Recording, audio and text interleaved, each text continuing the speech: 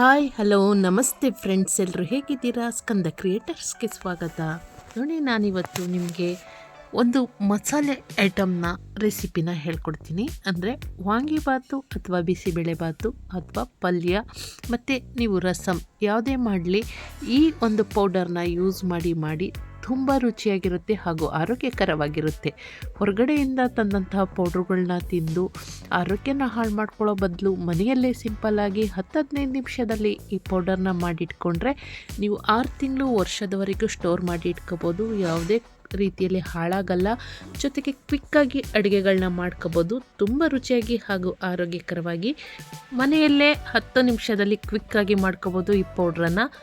ಯಾರು ಕೂಡ ವಿಡಿಯೋನ ಎಲ್ಲೂ ಸ್ಕಿಪ್ ಮಾಡಬೇಡಿ, ದಯಮಾಡಿ ಕೊನೆವರೆಗೆ ಹಂತವಾಗಿ ಇದರಲ್ಲಿ ಹೆಲ್ತಿ ಟಿಪ್ಸು ಕೂಡ ಹೇಳ್ತಾ ಬರ್ತೀನಿ.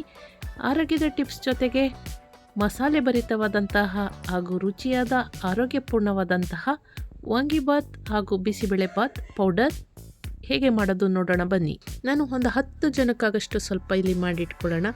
ಇಲ್ಲಿ 10 ಜನಕ್ಕಾಗಷ್ಟು ಪೌಡರ್ ಬೇಕು ಅಂದರೆ ನೋಡಿ, 3 ಸ್ಪೂನು ಧನಿಯಾ, 2 ಮರಾಠಿ ಹೂ ಬೇಕು, ಮತ್ತು ಮರಾಠಿ ಮೊಗ್ಗು 3 ಬೇಕು, ಕಡಲೆಬೇಳೆ 3 ಸ್ಪೂನು, ಉದ್ದಿನಬೇಳೆ 3 ಸ್ಪೂನು, ಜೀರಿಗೆಯಲ್ಲಿ 1 ಚಮಚ ತಗೊಂಡಿದ್ದೀನಿ, ಅರ್ಧ ಸ್ಪೂನಷ್ಟು ಮೆಂತ್ಯ ಕಾಳು ತಗೊಂಡಿದ್ದೀನಿ, 6ರಿಂದ 7 ಇಲ್ಲಿ ಲವಂಗವನ್ನು ತಗೊಂಡು, 3 ಏಲಕ್ಕಿ ಕಾಯಿ ತಗೊಂಡು, ಇಲ್ಲಿ ನಾನು ಬ್ಯಾಡಿಗೆ ಮೆಣಸಿನ್ಕಾಯಿ 8ರಿಂದ 9, ನಾನು ಇಲ್ಲಿ ಗುಂಟೂರು ಮೆಣಸಿನ್ಕಾಯಿ ಯೂಸ್ ಮಾಡ್ತಾಯಿಲ್ಲ, ಇಲ್ಲಿ ಇದು ಪೆಪ್ಪರ್ ಪೌಡರ್ ಅಂದರೆ ಕಾಳುಮೆಣಸಿನ ಪೌಡರ್ ತಗೊಂಡಿದ್ದೀನಿ, 3 ಇಂಚಷ್ಟು ಚಕ್ಕೆ ತಗೊಂಡಿದ್ದೀನಿ. ನೋಡಿ, ಇಷ್ಟೆಲ್ಲ ಐಟಮ್ಮು ಮನೆಯಲ್ಲೇ ಸಿಗುತ್ತೆ, ಎಲ್ಲಿಂದ ಹೊರಗಡೆ ತರಬೇಕಾಗಿಲ್ಲ.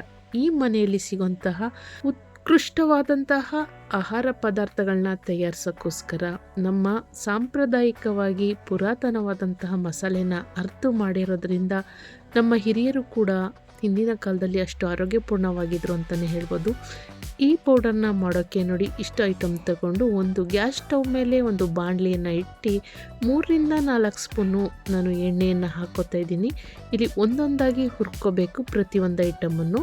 ಇದಕ್ಕೆ ನೀರನ್ನು ಯೂಸ್ ಮಾಡದೆ 1-2-3 ಸ್ಪೂನು ಎಣ್ಣೆಯಲ್ಲಿ ಹುರ್ಕೊಂಡು ಮತ್ತು ಡ್ರೈ ಆಗಿ ನಾವು ಮಿಕ್ಸಿ ಜಾರಲ್ಲಿ ಪೌಡ್ರ್ ಮಾಡಿ ಇಟ್ಕೊಂಡು ಸುಮಾರು 6 ತಿಂಗಳವರೆಗೂ ಕೂಡ ನಾವು ಸ್ಟೋರ್ ಮಾಡಿ ಇಟ್ಕೋಬೋದು ಈ ಪೌಡ್ರನ್ನ. ಮತ್ತು ಕ್ವಿಕ್ಕಾಗಿ ಅಡುಗೆ ಮಾಡೋಕ್ಕೆ ನಮಗೆ ತುಂಬ ಹೆಲ್ಪ್ ಆಗುತ್ತೆ ಈ ಪೌಡರು. ನೋಡಿ, ಇಲ್ಲಿ ಬಳಸಿರೋಂತಹ ಮಸಾಲೆ ಪದಾರ್ಥಗಳು ಎಷ್ಟು ಉಪಯುಕ್ತವಾದದ್ದು ಅಂದರೆ, ನಾವು ಜೀರಿಗೆ ಮತ್ತು ಈ ಮೆಂತ್ಯ, ಇದು ನಮಗೆ ಡೈಜೆಷನ್ ಪವರ್ನ ತುಂಬ ಚೆನ್ನಾಗಿ ಇಂಪ್ರೂವ್ ಮಾಡುತ್ತೆ. ಹಾಗೂ ಮೆಂತ್ಯದಲ್ಲಿ ನಾರಿನಾಂಶ ಜಾಸ್ತಿ ಇದ್ದು ಮತ್ತು ದೇಹವನ್ನು ತಂಪಾಗಿಸುತ್ತೆ. ಹಾಗೆ ಧನಿಯನು ಕೂಡ ದೇಹವನ್ನು ತಂಪಾಗಿಸಲು ಹಾಗೂ ಥೈರಾಯ್ಡ್ ಸಮಸ್ಯೆ ಇರೋರಿಗೂ ಕೂಡ ಈ ನೀರನ್ನು ನೆನೆಸಿ, ಧನಿಯದ ನೀರನ್ನು ಪ್ರತಿದಿನ ಕುಡಿತಾ ಬರ್ಬೋದು, ಅಥವಾ ಅಡುಗೆಗಳಿಗೆ ಉಪಯೋಗಿಸ್ತಾ ಇದ್ರೂ ಕೂಡ ತುಂಬ ಬೆನಿಫಿಟ್ ಇದೆ. ಜೊತೆಗೆ ಈ ಏಲಕ್ಕಿ ಕಾಯಿ ಗೊತ್ತು ನಿಮಗೆ, ಬಾಯಿಯ ದುರ್ವಾಸನೆಗಾಗಲಿ ಹೊಟ್ಟೆಯಲ್ಲಿ ಏನಾದರೂ ಉಬ್ಬಸ ಬಂದಾಗ ಈ ಏಲಕ್ಕಿ ಕಾಯಿನ ತಿಂತೀವಿ. ನಮ್ಮ ಅಡುಗೆಯಲ್ಲೇ ಆರೋಗ್ಯದ ಗುಟ್ಟು ಅಡಗಿದೆ ಅಂತಲೇ ಹೇಳ್ಬೋದು. ಪ್ರತಿಯೊಂದು ವಸ್ತುನೂ ನಾವು ಬಳಸೋದು ಆರೋಗ್ಯಪೂರ್ಣವಾದಂತಹ ವಸ್ತುಗಳೇ. ನೋಡಿ, ನಮ್ಮ ಮಸಾಲೆ ಪದಾರ್ಥಗಳಿಗೆ ಪುರಾತನ ಕಾಲದಿಂದಲೂ ಒಳ್ಳೆಯ ಹೆಸರುವಾಸಿಯಾಗಿದೆ. ದೇಶ ವಿದೇಶದಲ್ಲಿ ಭಾರತ ಉನ್ನತ ಮಟ್ಟಕ್ಕೆ ಗುರುತಿಸ್ಕೊಂಡಿದ್ದೇ ನಮ್ಮಲ್ಲಿ ಮಸಾಲೆ ಪದಾರ್ಥಗಳಿಂದನೇ ಅಂತಲೇ ಹೇಳ್ಬೋದು. ಬ್ರಿಟಿಷರು, ಫ್ರೆಂಚರು, ಡಚ್ಚರು ಪ್ರತಿಯೊಬ್ಬರು ಮನಸೋತಿ ನಮ್ಮ ಭಾರತಕ್ಕೆ ಬಂದು ಇಲ್ಲೇ ಅವರು ಜಾಂಡ ಊರಬೇಕು ಅಂದರೆ ಅದಕ್ಕೆ ನಮ್ಮ ಮಸಾಲೆಯ ಪದಾರ್ಥಗಳ ಘಮ, ಇಲ್ಲಿಯ ಆರೋಗ್ಯದ ಗುಟ್ಟನ್ನು ಅವರು ಚೆನ್ನಾಗಿ ತಿಳ್ಕೊಂಡಿದ್ರು ಅಂತಲೇ ಹೇಳ್ಬೋದು. ಅದನ್ನು ನಾವು ಈಗ ಮರಿತಾ ಬರ್ತಿದ್ದೀವಿ. ನಮ್ಮ ಅಂಗೈಯಲ್ಲೇ ಆರೋಗ್ಯ, ಅಡಿಗೆ ಮನೆಯಲ್ಲೇ ಆರೋಗ್ಯ ಇದೆ. ಅದನ್ನು ಮರಿತಾ ನಾವು ಹೊರಗಡೆ ಇರೋವಂಥದ್ದು ಬೇರೆ ವಿದೇಶದಿಂದ ಬಂದಂತಹ ಪೌಡರ್ಗಳು ಅಥವಾ ಸ್ಟೋರ್ ಆಗಿರೋಂತಹ ಕೆಲವು ಐಟಮ್ಗಳನ್ನ ತಂದು ನಾವು ಯೂಸ್ ಮಾಡ್ತಾಯಿದ್ದೀವಿ. ಅದಕ್ಕೆ ನಮಗೆ ಆರೋಗ್ಯದ ಪರಿಸ್ಥಿತಿ ಈ ರೀತಿಯಾಗಿದೆ ಅಂತಲೇ ಹೇಳ್ಬೋದು. ನೋಡಿ, ಇದೆಲ್ಲ ನಾವು ಬೆಳೆಯುವಂತಹ ಸಸ್ಯಾಹಾರಿಗಳೇ. ನೋಡಿ, ಉದ್ದಿನಬೇಳೆ, ಕಡಲೆಬೇಳೆ ಇವು ಕಾಳುಗಳು, ಎಷ್ಟು ಪ್ರೋಟೀನ್ ಅಂಶ ಇರುತ್ತೆ. ಮತ್ತು ಇಲ್ಲಿ ನಾನು ಯೂಸ್ ಮಾಡ್ತಿರೋಂತಹ ಪ್ರತಿಯೊಂದು ಕೂಡ ಆರೋಗ್ಯಪೂರ್ಣವಾದದ್ದು ಅಂತ ಹೇಳ್ಬೋದು. ಹೀಗೆ ಒಂದೊಂದಾಗಿ ಸ್ವಲ್ಪ ಸಣ್ಣ ಉರಿಯಲ್ಲಿ ಅಂದರೆ ಸಿಮ್ಮಲ್ಲಿ ಇಟ್ಟು ಒಂದೊಂದೇ ಪದಾರ್ಥವನ್ನು ಹುರಿತಾ ಬರಬೇಕು. ಹುರ್ಕೊಂಡು ಎಲ್ಲನೂ ಹುರಿದು ಎತ್ತಿಟ್ಕೊಂಡು ಲಾಸ್ಟಲ್ಲಿ ಎಲ್ಲನೂ ಸೇರಿಸಿ ನಾನಿಲ್ಲಿ ಮಿಕ್ಸ್ ಮಾಡ್ತಾಯಿದ್ದೀನಿ ಅಷ್ಟೇ.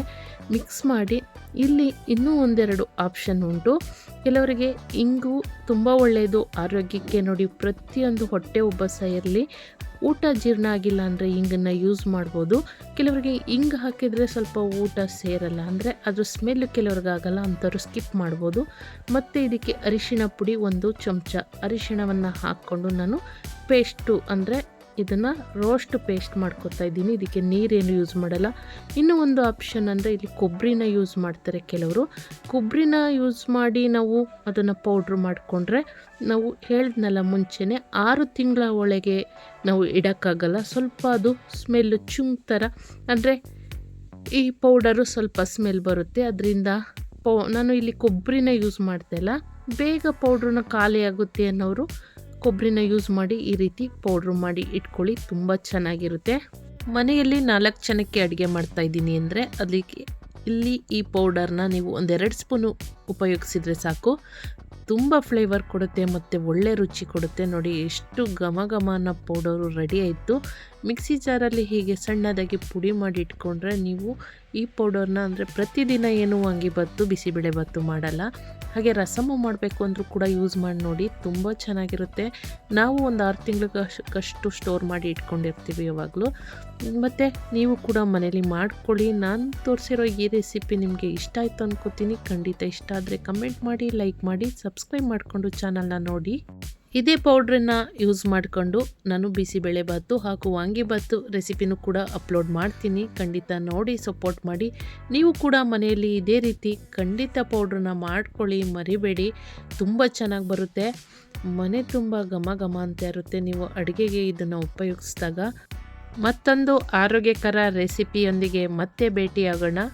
ಥ್ಯಾಂಕ್ ಯು, ಧನ್ಯವಾದಗಳು. ಎಲ್ರಿಗೂ ಶುಭವಾಗಲಿ ಫ್ರೆಂಡ್ಸ್.